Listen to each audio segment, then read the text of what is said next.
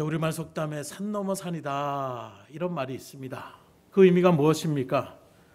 고생이 갈수록 점점 더 심해짐을 비유적으로 이야기할 때에 산 넘어 산이다. 요거 넘어가면 끝날 줄 알았는데 넘어가고 나니까 더 높은 봉우리가 나타날 때에 우리는 힘겨워할 수밖에 없고 지칠 때가 있는 것입니다. 실적으로 우리가 인생을 살아갈 때에 이런 역경의 삶의 모습들을 우리의 삶의 현장에서 우리가 끊임없이 느끼고 또 실적으로 그렇게 살아감을 바라볼 수가 있는데, 말 그대로 이제 좀 쉴만하면, 이제 좀 평안할 만하면 갑자기 문제가 생기고 환경이 또는 어떤 나의 칠고가 사람과의 관계 여러 가지 일들 가운데에 참잠해질 줄 알았는데, 이제는 평탄한 길만 남을 줄 알았는데 또 다른 문제가 닥칠 때에 우리는 거기에 너무나도 힘들고 지칠 때가 있다라는 거예요. 바로 이러한 일을 만날 때에 그러한 인생을 내가 주관하며 나가려고 하면 말 그대로 우리는 수없이 낙심하고 절망하고 처절할 수밖에 없어요. 내 능력 밖의 일들을 만나는 것 때문에 힘들어하고 있는데 그래도 네가 해결해야 된다라고 한다면 그 막중한 책임감, 그 일들 가운데에 우리는 지칠 수밖에 없는 것입니다. 그런데 감사한 것은 오늘 이 자리에 계신 저 여러분들은 어떤 사람입니까?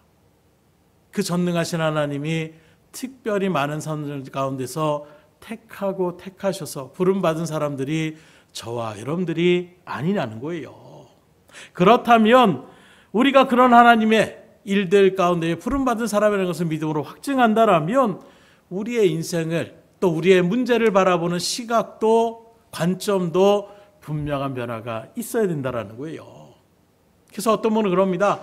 산 넘어 산이다. 이건 불신자들이 하는 말이고 믿음의 사람은 은혜 위에 은혜다. 이렇게 고백할 수 있어야 된다. 왜 그렇습니까? 내 힘으로 나아가면 산 넘어 산이에요. 그런데 능력에 하나님이 나와 함께 있으니 그 거칠 것 없는 하나님 가운데 있을 때에 은혜 위에 또 은혜를 주시려고 나를 이끌어 주시는 것이구나. 이렇게 우리가 고난을 바라본다라면 우리는 절망하거나 포기하지 않고 오히려 소망 가운데에 믿음으로 더욱 든든하게 나아갈 것입니다. 또 하나님의 말씀이 우리에게 확증하는 것은 하나님이 우리를 선택하셨을 때에 실패자로 부르지 않았다는 거예요. 우리를 승리자로 하나님께서 불러주셨다는 것입니다. 이 얘기도 여러분들 예를 들어서 말씀드렸던 뭐 어떤 큰 경기가 이렇게 일어났을 때에 그 경기를 갖다가 본 시청을 하지 못하고 뭐 깜빡 잠에 든거나 뭐 일이 나서 못했을 때에 그 다음에 이미 우리나라가 이겼대 하고 그 경기를 딱 바라보면 저렇게 골 먹었네. 그렇다고 막 절망하는, 볼 때에 아무것도 모를 때에는 막 한 골 먹고 그러면 아이고 두 골 먹으면 아이고 이제 끝이구나. 그런데 오히려 그 다음에 3대2로 역전했던 소식을 알고 시청을 해보세요. 막 그 긴박감이 아니라 정말로 흥미롭게 더 재미있게 그것들을 바라볼 수 있는 것입니다. 마찬가지예요. 여러분들은 실패자로 끝날 인생이 아니라 이미 승리자로 하나님께서 확정해 주셨어요. 어떤 길을 가든지 하나님 반드시 여러분들을 승리의 자리로 세워주시고 앉혀주시겠다라고 선포하여 주셨습니다. 그러니 우리는 실패자가 될래야 될 수가 없는 거예요. 세상에서도 나는 정말 하늘마다 왜 이렇게 잘 되는지 모르겠어, 이런 말이 나올 정도로 저 여러분들은 어떤 자리에 있든지 마지막에 그 자리는 심판과 멸망과 실패자의 자리가 아니라 승리와 감격과 은혜에게 충만한 자리에 여러분들이 세워짐을 믿음으로 바라보고 하나님의 은혜를 바라보며 나아갈 수 있기를 주님으로 축원합니다. 그래서 승리는 따는 당상이라고 얘기하고 있는 거예요. 이것만큼 우리 가운데 힘이 되는 말이 어디 있겠습니까? 야, 너희들 하는 거 봐서, 가끔 막 우리 사모님들 얘기할 때에 뭐 이런저런 약속을 하고 막 하며, 그러면 제일 어중간한 말이 뭐냐? 하는 거 봐서. 그러면 빈정상해서 안 해. 이렇게 할 때가 있어요. 하는 거 봐서라고 한다는 말은 뭡니까? 자기 마음에 안 들면 안 해줄 수도 있고 들면 해줄 수도 있다는 거예요. 반반이라는 것입니다. 싫다는 거예요. 그러지 말고 확증하게 그래 무조건 그렇게 하는 게 낫겠어, 그렇게 하자라고 하는 것과 하는 거 봐서라는 말에 그 의미는 엄청난 차이가 있는 거예요. 오늘 우리가 가는 것은 하나님이 너희들 신앙생활 하는 거 봐서 내가 구원을 해줄 수도 있고 아니면 멸망을 시킬 수도 있고 승리 자리에 세울 수도 있고 실패 자리에 세울 수도 있다. 이렇게 한다라면 우리는 늘 정말로 긴장감으로 힘들고 오히려 사단의 어떤 미혹뿐만이 아니라 하나님의 나라를 어떻게 볼까 하는 그 두려움 가운데서 정말로 숨이 막히며 신앙생활할 수밖에 없을 거예요. 그런데 하나님은 딱 선포해 주셨습니다. 너희들은 내가 반드시 승리자의 자리로 세워줄 거라고 말씀하고 있어요. 너희들은 실패자가 아니라 멸망받을 사람이 아니라 나의 구원받은 나의 자녀라고 하나님이 선언하여 주신 사람이 바로 여러분들 이름을 믿으시기를 주임으로 축원합니다. 그러니 여러분들의 얼굴 가운데 이게 근심이 있다라면 어떻게 하나님 야, 너 왜 근심하냐? 이렇게 바라보지 않겠어요.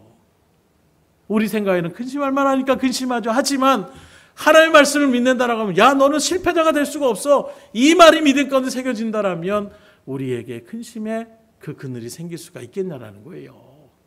그런 마음이 혹 있더라도 다시금 이 말씀 붙잡고 그 근심을 툴툴 털어버릴 수 있기를 주임으로 축원합니다. 그래서 우리의 전쟁은 이미 이겨놓고 치르는 전쟁이라고 이야기할 수가 있는 거예요.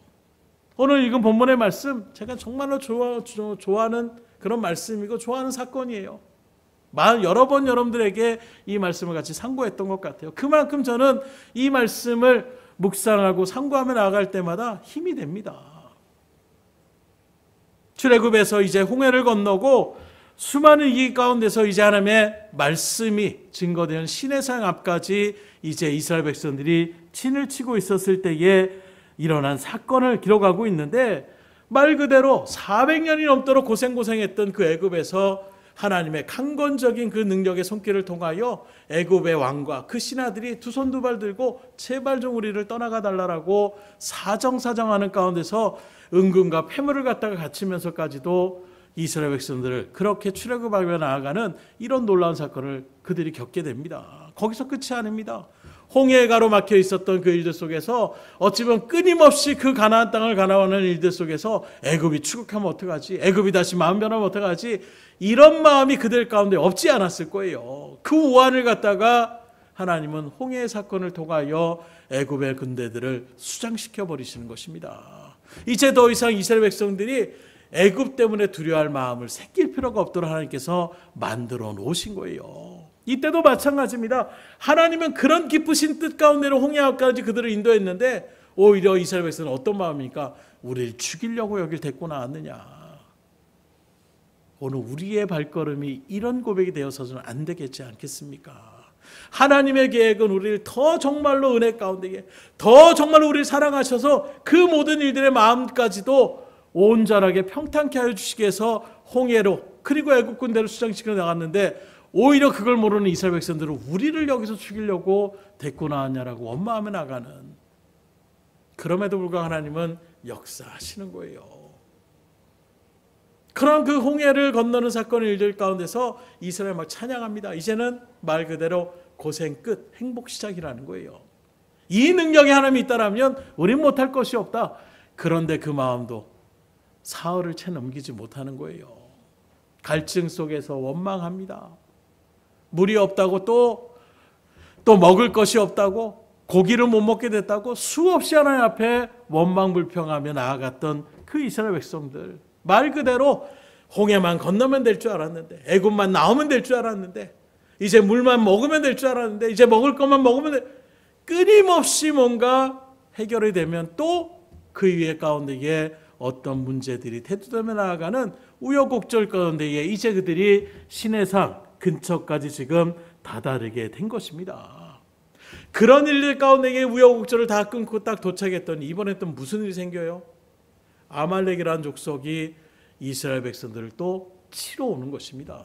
생명의 위협을 느끼는 실질적인 일들 가운데에 내몰리게 되는 거예요. 말 그대로 산 넘어 선일 수밖에 없는 그런 모습들을 나타내고 있는 것입니다. 그러면 오늘 하나님께서 말씀 가운데 바라본 14절에 책에 기록하여 기념하게 하라, 이 모든 사건들을 기념하라고 하나님 말씀하셨다는 것은 분명 하나님의 의도가 있다는 것입니다. 그러면 오늘 이 시간 이 사건을 기록으로 남기심을 통하여 믿음의 길을 걸어가는 저 여러분들에게 하나님께서 알려주시고자 하는, 깨닫게 하시고자 하는 교훈은 무엇인가? 이 시간 여러분들의 심령 가운데에 다시금 분명하게 세우셔서 주의 일들 가운데의 믿음으로 온전히 승리의 삶을 만끽하며 살아갈 수 있기를 주님으로 축원합니다. 첫째는 바로 무엇이냐? 사단 마귀는 성도가 약하고 지칠 때, 힘들 때에 공격을 감행하더라는 거예요. 8절을 다시 보면 그때에 아말렉이 와서 이스라엘과 르비딤에서 싸우니라 했는데, 여기 그때가 언제냐? 지금 이스라엘이 매우 지치고 힘들어하는 바로 그때를 이야기하고 있는 거예요. 다시 말하면 홍해를 건너고 여러 가지 힘들고 어려운 고비들을 넘겨왔던 바로 그때, 이제는 시내산 앞에서 쉬려고 했었던 바로 그때를 이야기하고 있는 것입니다. 그런데 지금 이렇게 이스라엘을 치려고 하는 아말렉은 과연 어떤 존재냐? 창세기 36장 10절에 바라보면 아말렉 족장이라는 구절이 나오게 되는데, 여기 아말렉은 야곱의 형 에서의 손자를 지금 지칭하고 있어요. 다시 말하면 그 에서의 후손이었던 그 후손의 일들 가운데에 세워졌던 그 족속이 바로 아말렉 족속이라고 이야기할 수가 있는 것입니다. 곧 에돔의 에돔 족속도 있지만 그 일들 가운데에 아말렉으로 시작되는 그런 족속도 그 반열 가운데 있었음을 성경이 기록하고 있는 거예요. 그러니 엄밀히 얘기하면 아말렉과 이스라엘은 전혀 모르는 그런 상황 가운데 있는 여타의 다른 민족이 아니라 먼 친척벌이 되는 그런 사이라고 이야기할 수가 있는 거예요. 그런데 그런 그들이 지금 이스라엘을 찾아와서 전쟁을 일으켜서 약탈을 하려고 지금 덤벼들고 있는 것입니다. 이런 아말렉 족속에 대하여 신명기 25장에는 또 이렇게 설명합니다. 너희는 애굽에서 나오는 길에 아말렉이 내게 행한 일을 기억하라. 곧 그들이 너를 길에서 만나 내가 피곤할 때에 내 뒤에 떨어진 약한 자들을 쳤고 하나님을 두려워하지 아니하였느니라. 아주 치사한 족속이에요. 300만에 가까운 이스라엘 백성들이 지금 일들 가운데 피곤하고 지치며 나아가다 보면 우리가 뭐 등산을 하다가 할 때도 마찬가지예요. 좀 산을 잘 타고 건강한 사람들은 앞서 나갑니다. 치고 나가요. 근데 뒤에 점점 처지는 사람들이 있어요. 평생 운동을 안 했거나 뭐 여러 가지 몸에 무리가 있거나 이러면 점점 지쳐지게, 말 그대로 뒤에 처지는 사람은 약한 사람이라는 거예요. 약한 존재라는 것입니다. 그런데 이 아말렉이 어떻게 합니까? 강한 쪽으로 치는 것이 아니라 약한 쪽으로 치어 들어간다라는 거예요. 마치 뭐 동물의 왕국에 바라보게 되면 사자들이 뭐 물소떼나 이런 일들을 갖다가 약탈하며 그렇게 잡아먹으려고 할 때에 그냥 막 달려들지 않아요. 덩치도 더 큰 그런 일들 속에서 꼭 새끼를 갖고 있거나 아니면 좀 병약해서 쩔뚝거리거나 몸에 이상이 있는 뒤에 처지는 그런 짐승이 있으면 여차없이 거기에 무리를 지어가지고 와서 물어뜯는 것을 바라볼 수가 있는 거예요. 지금 아말렉 족속의 모습이 바로 그와 같은 것입니다. 인간미라기보다는 철저하게 어떤 짐승적인 그런 모습으로 약탈하면 그것도 전혀 알지 못하는 것이 아니라 먼 친척벌이 되는 이스라엘 민족에게 지금 이런 해를 가하게 되는데, 그런 이면에 모세는 또 뭐라고 하느냐? 그들은 하나님을 두려워하지 않았다. 하나님을 믿지 않았다는 거예요. 하나님을 두려워하지 않는 일들 가운데 하나님의 백성이었다는 이스라엘 백성들을 하나님을 두려워했다라면 그 백성들이 아니라 하나님을 바라보며 건들지 않았을 텐데, 우리가 요새 민수일 같이 상고하면서 그 시온과 또 옥에 바사나 옥에 대한 이야기를 나누면서 하나님이 그들을 갖다가 지켜준다는 일들 때문에 우리가 아는 것처럼 가나안의 젖속인 여리고의 라합이 어떻게 고백합니까? 그 하나님이 함께 하심을 보고 우리가 심히 간담이 서늘해졌다라고 고백하는 거예요. 고대 사회의 신적인 종교는 바로 그와 같은 어떤 대단한 어떤 사람들에게 신앙적인 모습이 있는 것입니다. 그런데 그들은 하나님을 두려워하지 않으니까 이스라엘 백성들도 그냥 약탈의 한 자기들의 어떤 유익을 취하며 나가는 그 정도의 존재로 지금 생각하며 이스라엘을 공격했다라고 이야기하고 있는 것인데, 바로 이러한 아말렉의 모습이 사단 마귀의 성도들을 향한 전형적인 공격 수법이라고 이야기할 수가 있는 거예요. 그래서 여러분들이 믿음으로 든든하게 서 있으면 사단이 건들지 않아요. 그런데 우리의 신앙이 뒤떨어지거나 뭔가 피곤해지거나 뭔가 마음 가운데 틈이 생기면 그때 사단 마귀는 기가 막히게 치고 들어오는 거예요.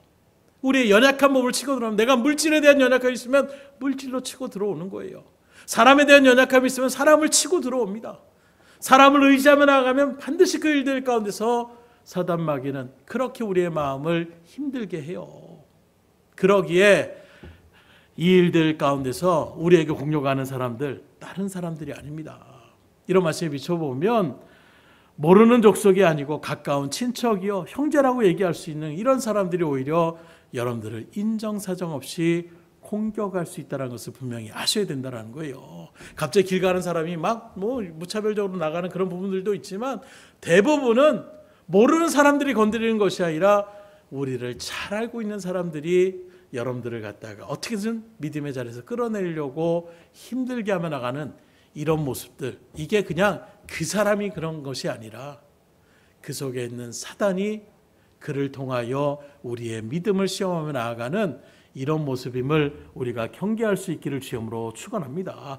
그래서 우리가 하나님을 올바른 믿음의 길에 서지 못하면, 아니 때로는 든든하게 믿음 가운데 서려고 할 때에도 은혜를 받는 그 순간에서도 가까운 그런 사람들을 통해서 우리를 여지없이 무너뜨리려고 하는 이 사단의 공격이 있다는 것을 우리가 잊어서는 안 된다는 거예요. 그렇다면 지금 여러분들이 겪고 있는 전쟁은 어떤 전쟁을 겪고 있습니까? 그것이 어떤 종류의 전쟁이든 명심할 것이 있는데, 그건 바로 무엇이냐?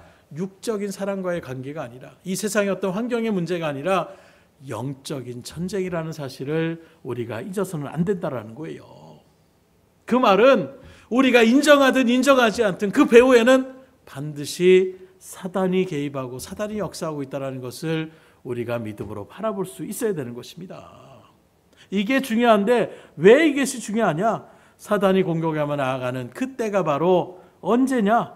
우리가 피곤하고 지치며 나아가는 그 순간이 바로 우리를 공격하는데, 그럼 우리가 피곤하고 지치는 그 순간이 언제냐?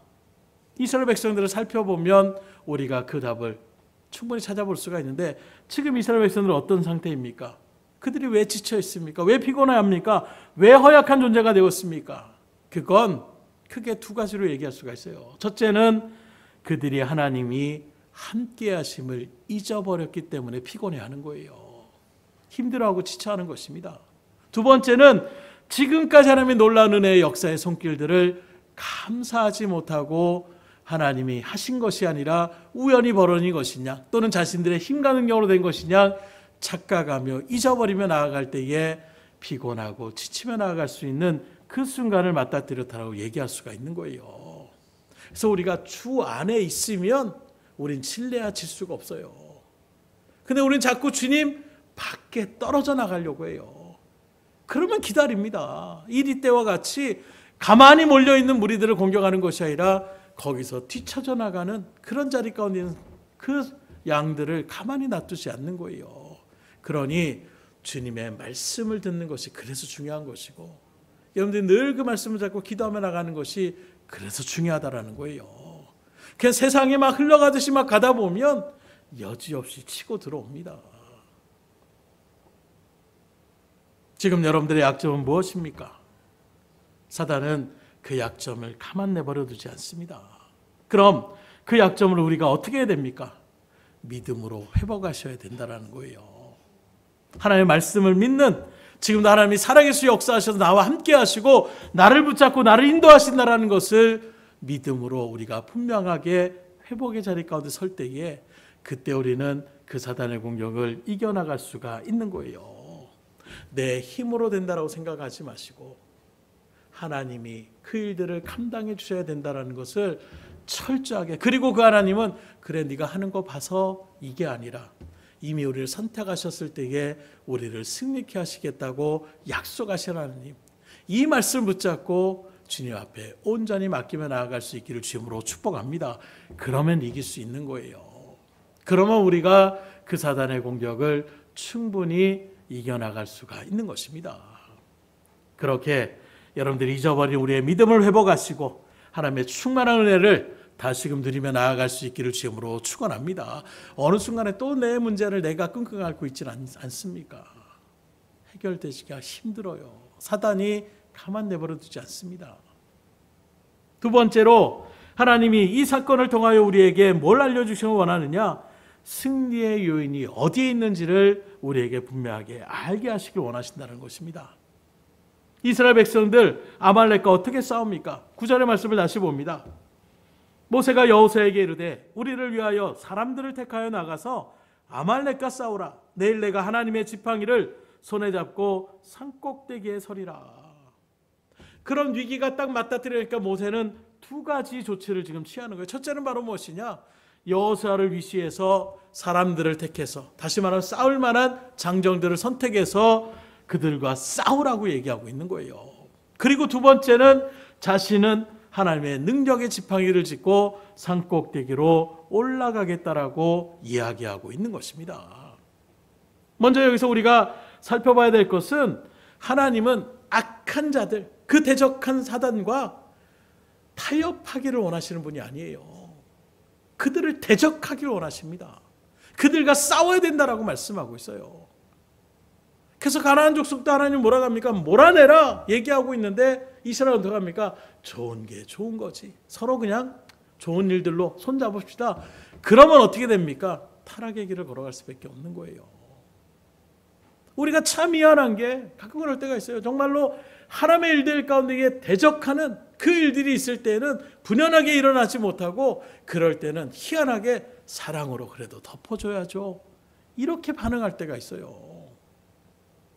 인간적인 어떤 마음을 나를 괴롭게 한다거나 또는 어떤 말 한마디에 실수가 있다거나 이런 일들은 우리가 허물을 덮어주고 그런 삶의 일들 가운데서 그들을 사랑으로 그렇게 덮어줘야 되는데, 우리가 절대로 타협하지 말아야 돼. 동성애자들 뭐 이런 포괄적으로도 그들도 인권이 있는데 하나님의 말씀에 반하는 일들에 대해서 우리가 분연하게 그것을 생각하지 못하고 그래 사람들이 다 그러는데 좋은 게 좋은 거지, 이런 마음으로 우리가 타협하려고 할 때가 너무나도 많이 있지 않냐라는 거예요. 회사의 모든 일들 속에서 하나님께서 악은 그 모양으로 취하지 말라라고 딱 명령했음에도 불구하고 사람들 다 그러니까 이 정도는 좀 우린 자꾸 타협하려고 합니다. 오늘 주님은 분명하게 말씀하고 있어요. 그들과 교섭해봐라. 그들과 좀 어떻게 서로 타협을 이뤄봐라 하는 말씀하지 않습니다. 여호수아를 통하여 그들을 나가서 싸우라 말씀하고 있는 거예요. 먼저 우리의 대적과 타협하지 마시고 그들을 싸우러 나갈 수 있는 여러분들이 될 수 있기를 주님으로 축원합니다. 근데 이게 말처럼 쉬운 게 아니에요. 인간적으로 보면 너무나도 무모한 짓입니다. 왜요? 이스라엘 민족이 어떤 민족입니까? 싸움을 해봤던 민족이 아니에요. 뭐만 했습니까? 일만 했던 사람들입니다. 노동에는 기가 막혔을 거예요. 왜요? 400년이 넘도록 노예 생활을 했으니까. 누가 명령하면 그 일들을 갖다 듣고 뭐 물건 나라면 물건 나르고 저거 뭐 밭 가라면 밭 갈고 이런 것들을 아주 기가 막히게 했을 것입니다. 왜요? 삶 자체가 그런 삶이었으니까. 그런데 지금 전쟁에 특화되어져 있는 그 선조들부터 에서가 어떤 사람이에요? 야곱은 집안일 가운데에 같이 어머니를 도왔던 일들이 있었다면 에서는 산으로 들러 나아가서 짐승을 사냥하며 나가는 지극히 남성적인 그런 후손 가운데 있다는 것 무시할 수 없는 거예요. 말 그대로 약탈을 즐겨 살면은 이 아말렉 족속은 군사적으로도 대단히 강력한 그런 족속이라고 얘기할 수가 있는 것입니다. 그런데 지금 세상 말로 이야기하면 오합지졸을 갖다가 좀 힘쓸 만한 사람들 모아가지고 싸우자. 아시겠지만 가끔씩 뭐 그런 일들이 있어요. 프로 뭐 이렇게 싸움 MMM인가요? 뭐 이런 일들 가운데서 싸우는 사람들이 바라보면 뭐 세상에 뭐 깡패가 어떠고 뭐 길거리에서 좀 그렇게 하더라도 딱 보면 압니다. 아무리 자기는 뭐 주먹이 세다고 하더라도 전문적인 그 일들을 했던 훈련받고 나갔던 사람들은 그 사람들을 갖다가 기죽지 않아요. 체격 이런 것들도 물론 그 일들 가운데 영향이 없는 건 아니지만 전문적으로 그 일들 가운데 세워 있는 사람들은 기술이 없는 사람들을 충분히 제압하며 나갈 수가 있는 것입니다. 그렇게 바라본다라면 이스라엘 백성들은 지금 나가서 싸운다라는 것은 필패를 이야기하고 있는 거예요. 싸우면 싸움을 전문적으로 하는 족속과 이제 노예 생활 가운데서 나와가지고 겨우겨우 하나님 앞에서 그렇게 인도함을 받았던 이스라엘 족속과 육신적으로 싸운다 보면 그냥 나가서 죽는 것밖에 되지 못하는 이런 지경 가운데 있는 것입니다. 그러나 분명하게 우리가 또 기억할 것이 있어요. 외형적인 모습이 전부가 아니라는 것입니다. 힘이 있고 조건이 있다라고 무조건 이기는 것이 아니다라는 거예요. 이게 영적인 일들뿐만 아니라 실적으로도 운동선수들도 한번 바라보세요. 조건이 항상 좋을 때 물론 컨디션을 최상으로 하려고 노력은 하지만 그럴 때 항상 이기느냐? 그렇지 않습니다. 컨디션이 좋아도 칠 때가 있어요. 아니 오히려 배고프고 힘들 때에 좋은 기록을 그렇게 나타낼 때도 있더라는 거예요. 그래서 참 우리 임신에 이렇게 이야기하며 나갈 때에 그 모습 바라면서 막 전 국민이 막 감동을 받고 나갔던 그런 모습들이 있어요.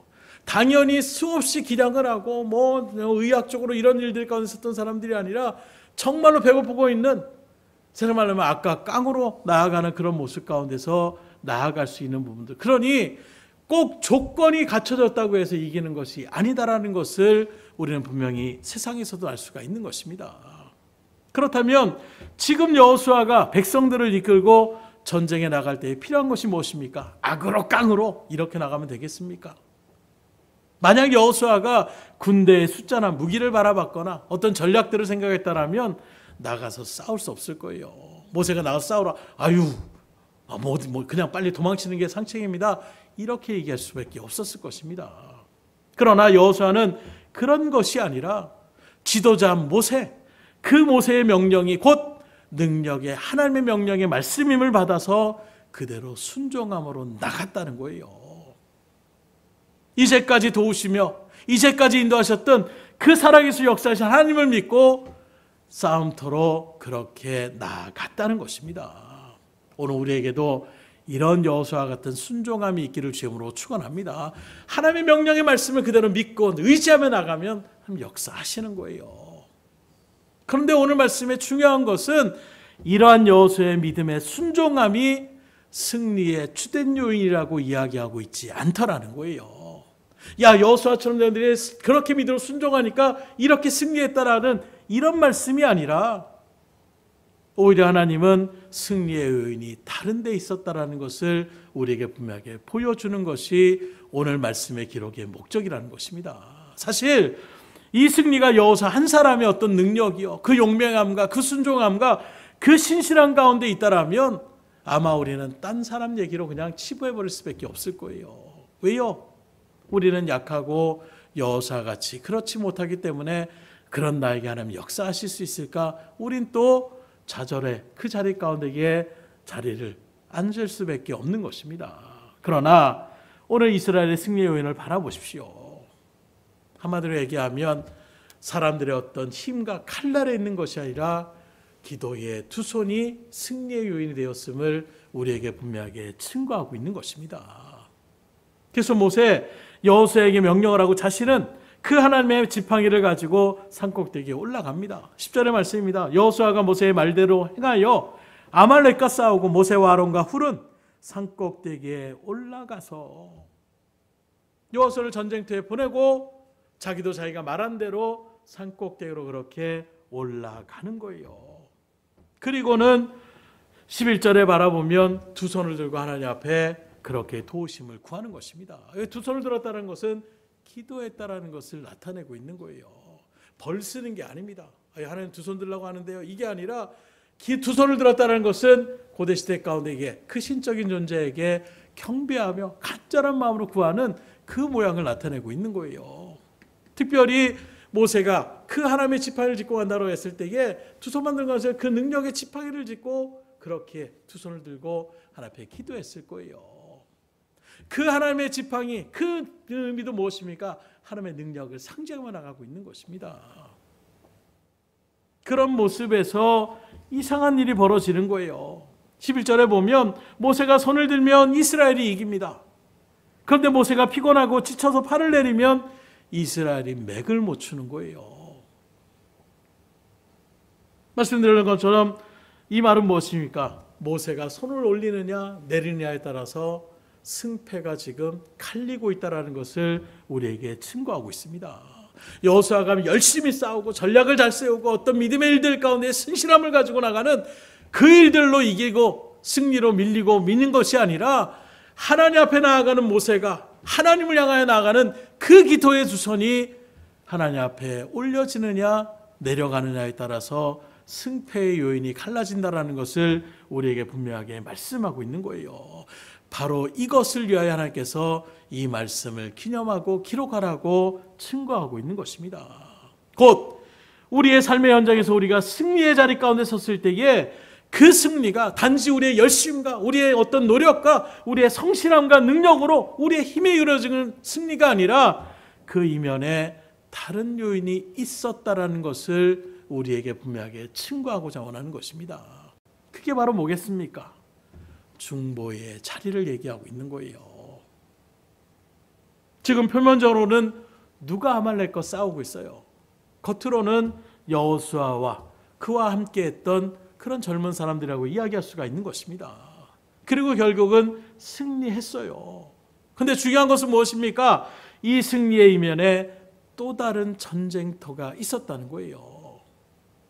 곧 그 전쟁터는 칼날로 싸우는 전쟁터가 아니라 두 손으로 싸우는 전쟁터로 여호수아의 용맹과 지략, 그 힘과 능력이 아닌 모세의 두 손에 의하여 전쟁의 승패가 지금 영향을 받고 있었다는 것을 이야기하고 있는 것입니다. 결국 이 말은 뭘 얘기하고 있느냐? 싸우는 사람들이 있을 때에 그 사람들을 이기게 해달라고 모세는 기도하는 거예요. 그래서 중보기도라고 하는 것입니다. 내가 직접 나가서 싸우면서 기도하는 것이 아니라 지금 싸우고 있는 이스라엘 백성들을 향하여 하나님 우리 백성을 구원해 주시고 이 백성이 승리케 해달라고 기도하며 나가는 이 기도의 손. 결국에는 이 말씀은 하나님께서 우리의 중보기도가 얼마나 중요하고 얼마나 대단한 능력의 일들을 이뤄나갈 수 있는지를 단편적으로 보여주고 있다. 다시 말해서 누군가 기도하며 나아가는 그 중보기도가 능력이 있고 역으로 얘기하면 그 기도의 전선이 무너지면 실적인 삶의 일들도 영향을 받을 수 있다는 것을 우리에게 이야기하고 있는 거예요. 그래서 여러분들이 교회를 위하여, 나라를 위하여, 선교사님들을 위하여, 믿음의 지체들을 위하여 기도하시라고 말씀하는 거예요. 우리의 기도에 따라서 그 사람이 다시금 힘을 얻을 수도 있고 우리가 기도하지 않음을 통하여 그 사람이 철망과 좌절의 자리 가운데에 설 수도 있다는 것을 우리에게 이 사건을 통하여 보여주는 것입니다. 이외에도 바라보세요. 예수님께 나와 무릎 꿇었던 백부장이 있었기 때문에 그의 사랑했던 종이 고침을 받지 않습니까? 그 종이 와서 하나님 앞에 열심을 하고 예수님 나 고쳐주세요 한 것이 아니에요. 그 종은 그것도 모를지 모릅니다. 끙끙 앓고 죽을지 모르는 그런 일들 가운데 그를 사랑하는 백부장이 오로지 그 종을 갖다 고치기 위한 마음으로 예수님을 찾아감을 통하여 그 종이 나음을 입었다라고 기록하고 있어요. 또 우리가 나는 그 수로보니게 가나안 여인도 바라보십시오. 그 정말로 모진 말들을 들으면서도 그 떨어지는 푸스럭이라도 남겨달라고 처절하게 정말로 간절한 마음으로 자신의 딸을 위하여 간구하며 나갔을 때에 그 딸이 구원을 받지 않습니까? 성경이 이렇던 수많은 어떤 충보의 사역의 일들을 우리에게 분명하게 증거하고 있어요. 그렇게 본다라면 배후에 기도하는 사람이 있다는 것은 정말로 복받은 사람이라고 이야기할 수가 있는 것입니다. 그렇게 바라볼 때 또 저는 내가 참으로 복받은 사람이구나 생각할 때가 있어요. 적어도 우리 성도님들이 목회자를 위해서 기도하며 나가는 그 기도의 일들이 얼마나 목회 사역의 일들 가운데 힘이 되고 은혜가 넘치고 믿음의 역사들을 이뤄나갈 수 있겠습니까? 역으로 얘기하면 지금 여러분들을 위해서도 여러분들을 위하여 기도하며 나가는 기도의 충보자들이 있음을 믿으시기를 주님으로 축원합니다. 그렇다면 여러분들도 얼마나 복받은 사람이에요. 왜요? 기도의 충보가 우리의 인생을 승리의 자리 가운데로 충분히 이끌어갈 수 있다는 것을 오늘 말씀 통해서 우리에게 보여주고 있잖아요. 그렇다면 우리 옆 사람한테 선포하겠습니다. 당신은 복받은 사람입니다. 왜 복받은 사람이에요? 여러분들을 위하여 지금 기도하는 기도의 동역자들에게 복받은 사람이에요. 그러면 역으로 또 생각하면 내가 정말로 일될 가운데 나를 위해 기도하는 사람들 때문에 내가 이렇게 복을 누릴 수 있고 승리의 자리 가운데 설 수 있고 믿음이 무너지지 않고 하나님의 일들을 감당해 나갈 수 있었다라고 한다면 이제 역으로 여러분들이 또한 그 사람들을 위해서 기도의 자리 가운데 서야 되지 않겠냐라는 것입니다. 나만 복받고 말 거예요? 성경 우리에게 그렇게 말씀하지 않잖아요. 너희들이 받은 은혜가 있으면 그 은혜를 나누라고 말씀하고 있지 않습니까? 중보의 기도의 힘 때문에 나가 믿음을 지켜나갈 수 있고 나의 삶을 지렁금 하나님의 일들 가운데 이렇게 역사함을 우리가 체험할 수 있다는 것을 말씀 전에 분명히 깨달으셨다라면 이제 여러분들이 기도의 자리 가운데 또한 서셔야 되는 거예요. 어떤 기도의 자리예요? 내 기도만이 아니라 다른 사람들을 놓고 우리가 중보의 기도에 무릎을 꿇을 수 있어야 되는 것입니다. 내 기도로 자녀가 승리의 자리 가운데 설 수 있다면, 내 기도로 아내가 남편이 승리의 자리에 설 수 있다라면, 내 기도로 이 나라가 주의 일들 가운데 승리의 자리에 설 수 있다라면, 내 기도를 통하여 교회가 온전하게 세워지고 선교지에 놀라움의 복음의 역사가 이루어질 수 있다라면 여러분들이 기도를 하셔야 되겠습니까? 하지 말으셔야 되겠습니까?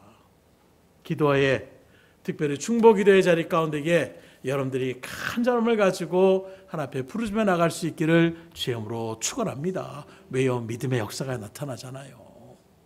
직접 모세가 나가지 않았지만 모세가 이스라엘 백성들에게 기도하며 나갈 때, 여호수아를 기도하며 나갈 때에 하나님이 승리케 하여 주시지 않습니까?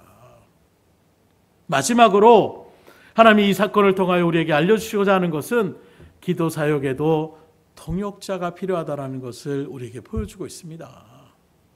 10절 하반부에 보니까 모세와 아론과 훌은 산꼭대기에 올라갔다. 모세는 혼자 올라가지 않았어요.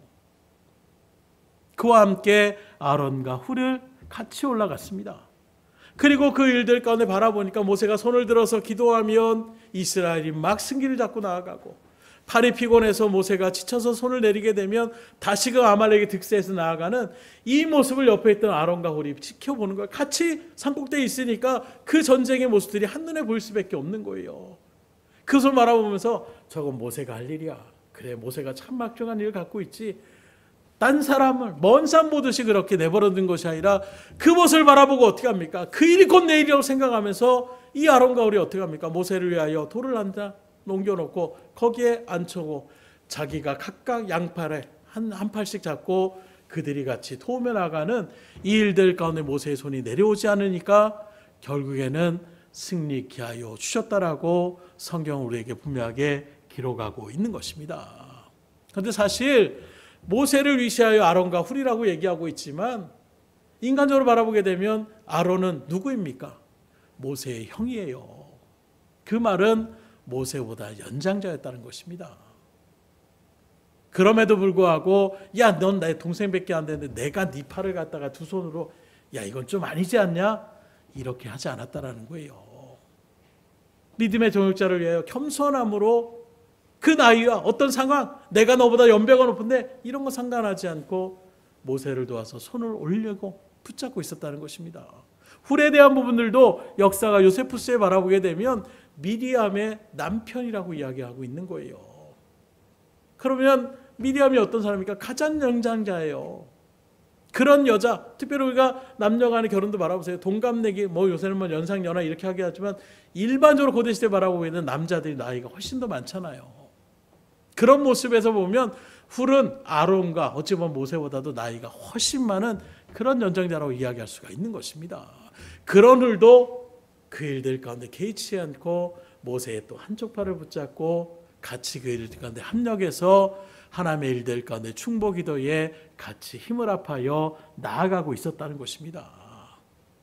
특별히 이 말씀을 더하여 깨닫게 되는 것, 강조하고 나는 나이에 대한 부분을 같이 얘기하는 것은 요즘 막 그래 한국교회가 노화됐다, 젊은 사람들이 없어졌다, 기도해야 될 부분이에요. 그러나 오늘 말씀에 비춰본다라면 굳이 모든 젊은 사람들이 없기 때문에 우리는 이제 끝났다, 그렇지 않습니다. 여러분들이 여전히 기도의 불씨를 붙잡고 하나님 앞에 기도하며 나아가면 얼마든지 하나님께서 놀라운 기적의 역사, 승리의 역사를 이루게 하여 주심을 믿을 수 있기를 주님으로 축원합니다. 그러게 내가 나이가 들었으니까 나는 이제 사역의 일선에서 세상에서도 일선에서 이게 아니라 그럴 때에도 우리가 할 수 있는 게 무엇입니까? 적어도 중보의 기도의 자리에 우리가 설 수 있어야 되는 거예요. 우리 등대교회가 계속해서 나 혼자만의 어떤 일들의 모습이 아니라 서로의 기도 제목을 나눠놓고 또 기도를 붙잡고 같이 기도하며 나가는 그 중보 기도자의 그 힘의 자리에 내가 힘을 얻을 수 있고 또한 나도 중보 기도의 섬으로 다른 사람들에게 힘을 주며 나아갈 수 있는 이 일들을 계속해서 어우러져서 하나님의 놀라운 능력의 일들을 이뤄나갈 수 있기를 주님으로 축원합니다. 영적 전쟁에 도플장군은 없어요. 하나님은 연합하라고 얘기하고 있는 것입니다. 그래서 교회를, 공동체를 하나님이 세워주신 거예요. 그 공동체가 무너지면 사단이 가장 기뻐합니다. 그래서 사도 바울은 끊임없이 서신 가운데 갈 때마다 교회는 하나됨을 힘쓰라고 계속 강조하고 있어요. 여러 사람들이 모이니까 교회가 다툼이 안 생길 수 없어요. 가치관의 차이, 여러 가지 일들 가운데 그런 일들을 하나님이 원하시는 것이 아니라 사단이 기뻐하신다라고. 그러니 그 일들 가운데 서지 말라라고. 그것이 하나됨이 그냥 가만히 있으면 되는 것이 아니라 힘써 지키라는 말은 하나 되는 것이 그만큼 우연히 벌어지는 것이 아니라 우리가 힘을 다하여 나아갈 때에 이루어질 수 있는 거예요. 그런 모습에서 정말로 우리가 사단의 세력에 무너지지 않는 믿음의 교회가 또 공동체가 되기 위하여 힘을 앞서 주님 앞에 무릎 꿇으며 기도하며 나갈 수 있기를 주님으로 축원합니다. 무엇보다도 오늘 말씀해 보시면 칼날보다도 더 강한 것이 기도의 손임을 우리에게 증거하고 있어요. 칼날의 승리가 아니라 하나님은 기도의 그 손을 통하여 승리케 하셨다는 것을 우리에게 분명하게 알려주시고자 원하는 것입니다. 그래서 내가 능력이 없어서 안 돼요. 나는 이런 것이 모자라서 안 돼요. 핑계밖에 될 수 없는 거예요. 그럴 때 우리는 어떻게 됩니까? 하나님 앞에 두 손을 들고 기도하시는 거예요. 그리고 하나님은 그 기도에 응답하셔서 우리의 믿음을 든든하게 세우시고 하나님이 우리와 함께 하심을 믿음으로 확증하는 가운데에 담대히 맡겨진 사명을 감당할 수 있기를 원하는 것이 우리를 부르신 하나님의 뜻인 것입니다. 그런데 이보다 더 감사한 것은 이러한 승리가 한 번의 승리를 끝나지 않는다는 거예요. 16절의 말씀을 보십시오. 여호와께서 맹세하시기를 여호와가 아말렉과 더불어 대대로 싸우리라 하셨다 하였더라.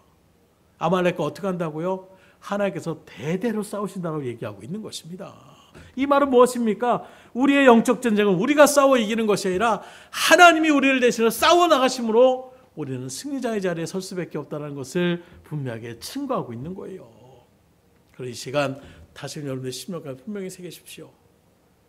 우리의 믿음의 열심도 있어야 되고 우리가 정말로 힘을 다해 나가는 모습들도 있지만 그것보다 더 중요한 것은 하나님 앞에 두 손을 들고 기도하며 나가는 하나님의 능력을 의지하며 나가는 그 기도의 손에 있다는 것을 분명히 기억하셔서 나라와 민족을 위해서 믿음의 지체들을 위해서 교회를 위해서 사역자들을 위해서 선교사들을 위해서 이 시간 뜨겁게 기도하며 나갈 수 있기를 주님으로 축원합니다. 특별히 믿지 않는 우리 주변에 있는 그 한 영혼 한 영혼들을 놓고 우리가 기도할 수 있으셔야 돼요. 그럴 때 하나님은 놀라운 역사를 우리에게 보여주실 것입니다. 왜요? 우리의 믿음을 세워주시기 위해서. 오늘도 그 하나님 앞에 여러분들이 이렇게 기도하러 오셨어요. 이 말씀을 들었음에도 불구하고 기도하지 않는다라면 이건 불순종밖에 되지 않는 거예요. 말씀을 알았고 깨달으셨으면 주님 앞에 뜨겁게 기도하며 나갈 수 있기를 주님으로 축원합니다. 기도하겠습니다.